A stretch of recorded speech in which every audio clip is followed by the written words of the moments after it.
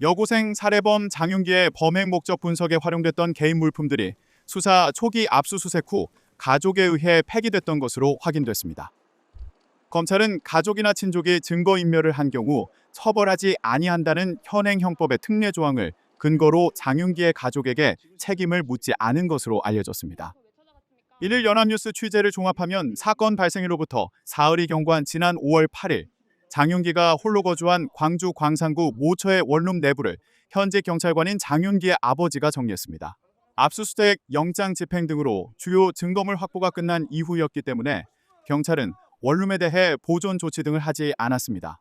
이에 장윤기의 아버지는 아들 자취방인 원룸에 있던 물건을 모두 치웠으며 그 과정에서 가슴, 목 부위가 집중적으로 훼손된 성인용품 리얼돌도 여러 조각으로 해체 폐기했습니다. 경찰은 리얼돌에서 채취한 장윤기의 유전자 정보 DNA와 감식 보고서, 훼손 상태를 촬영한 동영상 등을 확보했기 때문에 부피가 큰 실물까지 증거물로 수거할 가치는 없다고 판단했고 리얼돌을 원룸에 그대로 둔 것으로 알려졌습니다.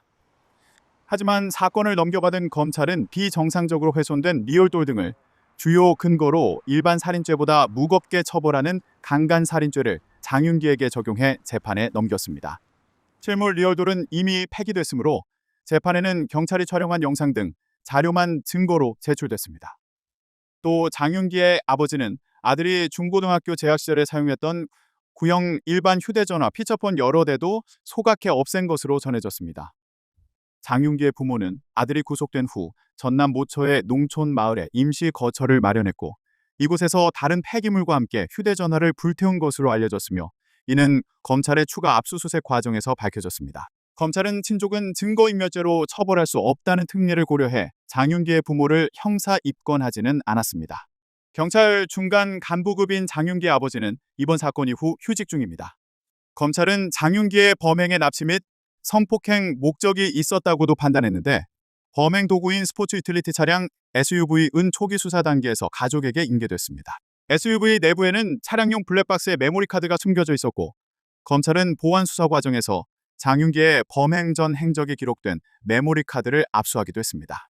성성호 법무부 장관은 이날 페이스북을 통해 경찰 수사에서 압수되지 않았던 증거들의 존재 사실을 검찰 보안 수사 단계에서 확인해 장윤기의 성범죄 의도를 밝혀냈다고 강조했습니다. 정 장관은 또 현재 경찰관인 아버지가 중요 증거를 인멸했음에도 곧바로 처벌하기가 어려운 현실이라며 친족 특례 역시 개선돼야 할 부분은 없는지 검토해볼 필요가 있다고 지적했습니다.